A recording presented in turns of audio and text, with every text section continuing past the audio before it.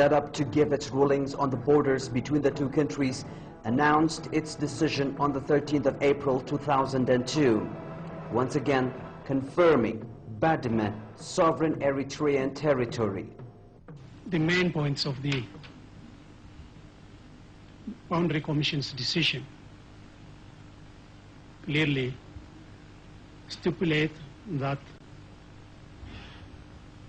sanity has won over insanity. The rule of law has prevailed over the rule of jungle. Ethiopia continued to play around with the decision, looking for variations to the final settlement and undermining the intelligence of the United Nations and guarantors of the peace agreement. The regime continues to date to try and violate the sanctity of the final and binding ruling of the Boundary Commission. Because in any court proceeding, final and binding is final. You don't appeal, no matter what. Ethiopia assumed their lawlessness and aggressive policy because it has been emboldened by the perseverance of unjustifiable tolerance by the international community. The number one question to date remains, where does the international community stand in all of this? After exactly 5 years have elapsed since the EBC issued its final and binding verdict today. When the Eritrean and Ethiopian Boundary Commission gave its verdict on 13th April 2002, the Ethiopian regime entered into a one-horse race to issue a false statement regarding its satisfaction with the border rulings. Let's go back to April 2002 and see what Ethiopia's foreign minister had said back then, apart from the fabrications of lies and the misrepresentation of the Boundary Commission's decision regarding Badme. The main points of the Boundary Commission's decision clearly stipulate that sanity has won over insanity. The rule of law has prevailed over the rule of jungle. This decision has rejected any attempt by Eritrea to get reward for its aggression.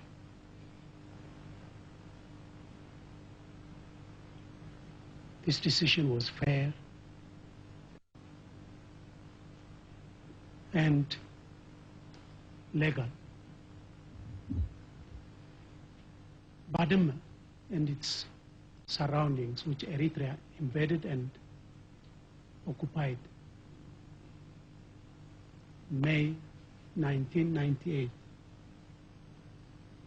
on the basis of its false claims, has now been decided by the Commission that Badme and its surroundings belong to Ethiopia. The decision of the Boundary Commission, however, indicated anything but what the Ethiopian foreign minister stated during a press conference on the very same day on April 2002. As far as Badme is concerned, the Boundary Commission observes on page 84 of its decision that the area of claimed administration does not extend in any significant way towards the Ethiopian claimed line. Further down on the same page, it states that the Commission does not find in them evidence of administration of the area sufficiently clear in location, substantial in scope, or extensive in time to displace the title of Eritrea that it crystallized as of 1935. But the Ethiopian foreign minister, to deceive the world and particularly the people of Ethiopia, is a big disgrace to the international community. The Eritrean regime is obliged to accept and implement this decision. That's the only option they have.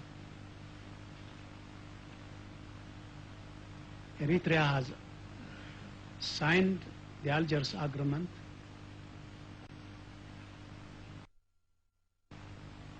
and has accepted that the decision of the Boundary Commission would be final and binding. So Eritrea is called upon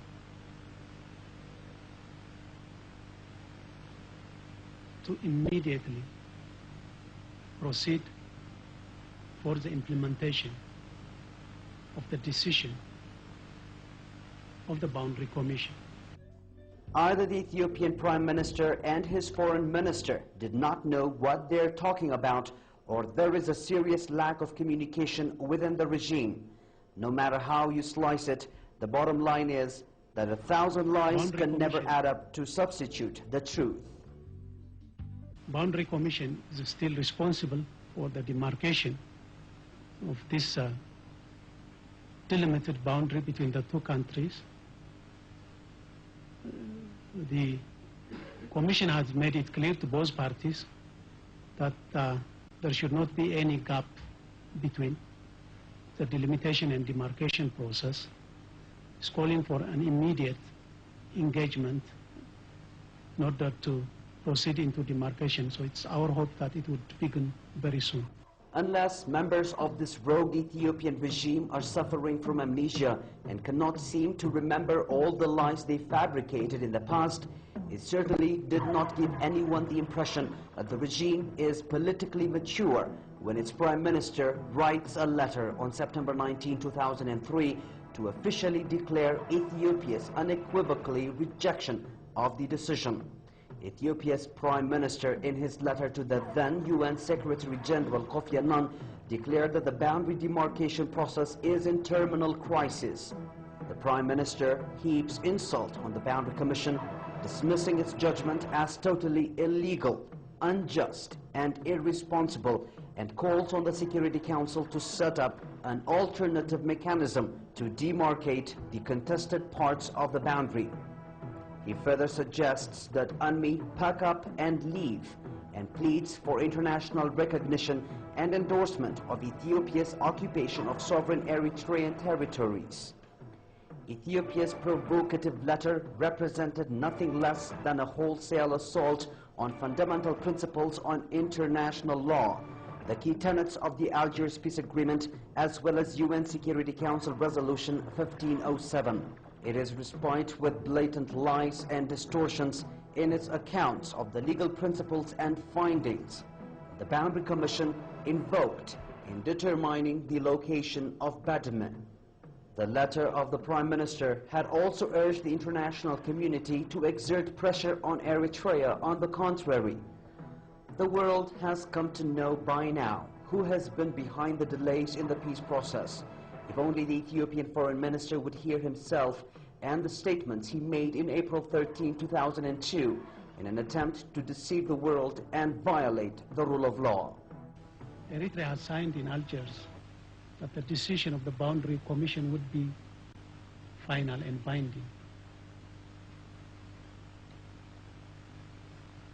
And Eritrea cannot and must not take any recourse except to accept this decision and commit itself to the speedy implementation of this decision. It certainly did not seem like Eritrea had any problem whatsoever with the Boundary Commission's decision. The regime in Ethiopia, which on the other hand had boasted victory when the Boundary Commission gave its verdict, seems to have changed its mind about the validity of the decision. Here is where the regime seems to have misunderstood the core of the decision. Article 4.2 of the Algiers Peace Agreement clearly states, "A neutral body commission composed of 5 members shall be established with a mandate to delimit and demarcate the colonial treaty boundary based on pertinent colonial treaties 1900, 1902, and 1908, and applicable international law." Article 4.15 further states, "The parties agree that the delimitation and demarcation determinations shall be final and binding. Each party shall respect the borders so determined, as well as the territorial integrity and the sovereignty of the other party. Ethiopia cannot thus arbitrarily and unilaterally discard these key provisions of the peace agreement or urge the Security Council to set up a new mechanism." And the Boundary Commission is an independent body. It's like a tribunal that will make a decision based on facts. Facts are based on the colonial treaties. The colonial treaties are very clear. The mandate of the Boundary Commission is clearly defined by the agreement signed.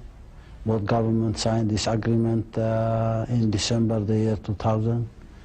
And the Boundary Commission will base its decision on the validity of the arguments that were brought by both parties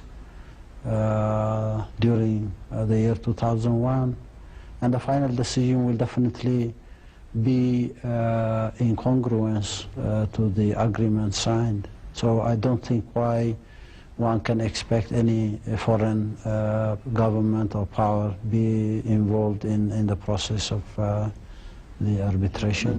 In its bid to sound even more convincing in its case, the regime also argued that the people of Ethiopia will not accept the decision of the Boundary Commission and that Ethiopia will be embroiled in a political crisis and civil war if they accept.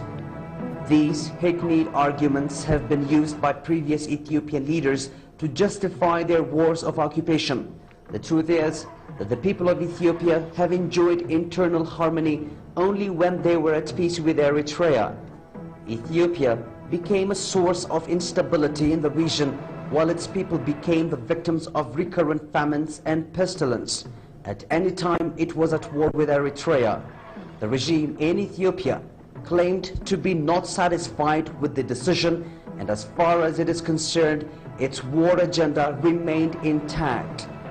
But the fact remains, there was no good faith border dispute in the first place that could have led to war. The Ethiopian people hardly knew about Badme, and there was no popular demand pushing for war. Neither was it the regime's goodwill and desire to resolve the conflict legally that led to the formation of the Boundary Commission. The TPLF's underlying motive for unleashing the war was neither a dispute of Badme nor some other border issue. The TPLF's singular objective was to inflict military humiliation on the Eritrean people and dehumanize them, frustrate their efforts for economic developments and prosperity, and reduce them to a third or fourth class people and country. But the war did not produce the outcome that the TPLF craved for. Arbitration, it seems, had not appeased its insatiable appetite. This is precisely why the regime had been engaged in devising all sorts of obstructions to reverse the decision of the Boundary Commission. But the president of the Eritrean and Ethiopian Boundary Commission wrote in his letter to the then UN Secretary General Kofi Annan in response to the Ethiopian Premier's letter. Sir Elihu Lauterpacht says that the Ethiopian Premier's letter is a cause of considerable dispute to the Commission, and that the statement made in it are, to the Commission's regret, misconceived and misleading, and that there is no terminal crisis or otherwise which cannot be cured by Ethiopia's compliance with its obligations under the Algiers Agreement, and particularly its obligations to treat the Commission's delimitation determination as final and binding, and to cooperate with the Commission and its experts at all respect. No action was taken against Ethiopia when it violated the moratorium on airstrikes brokered by the US and launched its second offensive in February 1999. No action was taken against Ethiopia when, in violation of the technical arrangement which were forged by the US, the EU, the UN, and the Organization of the African Unity and considered final and binding, it launched its third offensive in May 2000. Ethiopia had now achieved the apex of its records of its lawlessness, contempt for the rule of law, treaty obligations, and the UN Charter by rejecting the final and binding decisions of an arbitration commission. If you look at the provisions of the Agreement on Cessation of Hostilities in Article 14, particularly Article 14A, both the OAU and the United Nations have undertaken to guarantee respect for the commitment that the two parties have made in accordance with this agreement. And these provisions or these measures could include, of course, enforcement measures under the United Nations Charter to be taken by the United Nations Security Council. They could start from freezing all forms of development cooperation with the recalcitrant party. They can go step by step to imposing an embargo. They could also go all the way up to the invocation of collective security measures. Article 14 of the Cessation of Hostilities Agreement states, among other things, that the OAU and the UN commit themselves to guarantee the respect for the commitment of the two parties until the determination of the common border on the basis of pertinent colonial treaties and applicable international law. This guarantee shall be comprised of measures to be taken by the international community should one or both of the parties violate this commitment, including appropriate measures to be taken under Chapter 7 of the UN Charter. Yet, while all the ingredients and safeguards of success are there, the dangers of failure of the peace process is now distinct due to the failure of the international community to take seriously its obligations. The UN security has clearly spelled whoever does not implement this, Chapter 7. Chapter 7 means that they would invoke some kind of actions, as well as military and economic actions. Right, okay. Economic sanctions and as well as military actions if need be. But I think the bottom line is the Commission even put out in a very clear what they call a document observation. So they have clearly spelled out there saying Ethiopia's whatever pretext, whatever justification they try to give is not acceptable and completely rejected. It has, in a black and white, has rejected it. But I think that if you look at the statement that we've made, the conclusion that I think we can say that we've come to is that the key issue for us is that Ethiopia must confirm that the Boundary Commission decision is final and legally binding, and it must be implemented fully according to the stated and agreed timetable. So we very clearly come down on the importance that we attach to that. We believe that the Algiers agreements must be implemented and that the integrity of the Algiers agreements must be understood, recognised and confirmed. And we think also the second important point is that we believe that the guarantors or the witnesses of the Algiers Agreement must actually engage fully and perhaps more actively than has been the case up till now with the process, and must facilitate the need for demarcation to take place as soon as possible. And I think it was the President in office here in Asmara who said to us at our very first meeting when she said, without demarcation there can be no progress.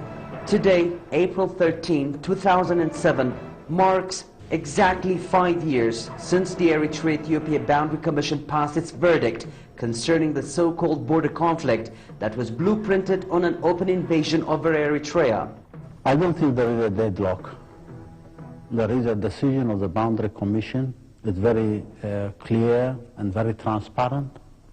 Implementation of that decision is pending because the United States government or the administration has said the decision would not be implemented according to the decision of the Boundary Commission. Now here we have a crisis.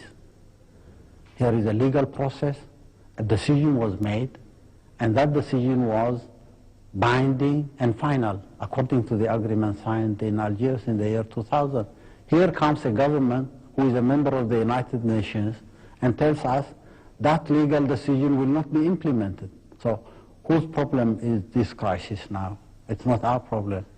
It's a problem between, if the UN is serious, if the Secretary General would not be lame as the previous Secretary General, he would definitely tell the administration in Washington to keep off this situation and not be a stumbling block to the implementation of a legal decision. Yet, Although the Boundary Commission decided its ruling and what was supposed to have left was implementation of the delimitation process, no practical steps have been taken from the guarantors and auspices of the Algiers Agreement, which was supposed to be mandatory.